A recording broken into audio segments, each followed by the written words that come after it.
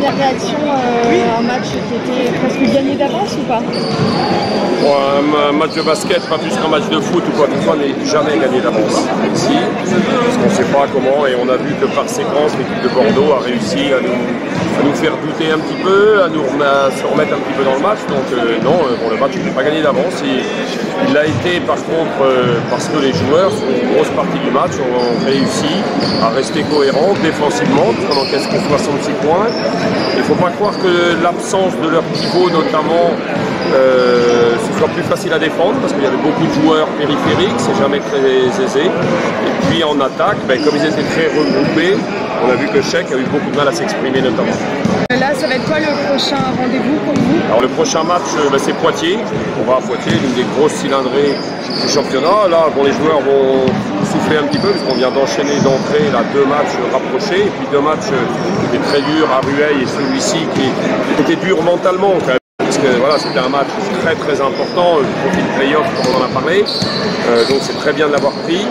Donc là on va souffler 2 jours avant de se repréparer tranquillement pour le match de Poitiers, de réintégrer aussi nos joueurs. Bon, François Matip qu'on n'a pas utilisé ce soir, qui revenait de blessure, Tyron un peu plus, Sheik on voit que voilà, comme tout un chacun, le Covid qu'il a eu, 3 semaines d'arrêt, il y a besoin de temps pour se remettre en état. Est-ce que vous avez été vraiment content de la performance d'un joueur en particulier ce soir? Oui, je suis, globalement, je trouve que Clément Poncet-Levert, ça fait plaisir, parce que c'est vrai que c'est un garçon qui a été dans la difficulté toute la première partie de saison. Et là, il n'a pas lâché le morceau.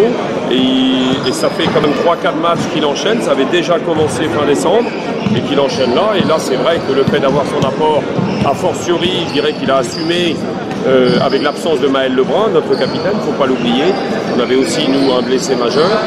Et c'est vrai que c'est une grosse satisfaction, au-delà bien évidemment des performances individuelles de Brian et de Moufaï bien sûr. Satisfait de ta prestation? Ouais, je pense que c'est une bonne performance, j'ai été plutôt adroit sur le match.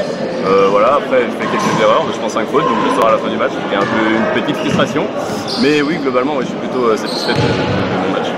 Quelles ont été les bonnes surprises du match? Vous avez quand même vraiment gardé de l'avance tout au long du match. Les bonnes surprises, c'est l'adresse. Je trouve que voilà, c'est un match où on a été vraiment adroit sur l'ensemble du match. Après, c'est lié aussi, je pense, à la qualité de l'adversaire qui était très diminuée ce soir.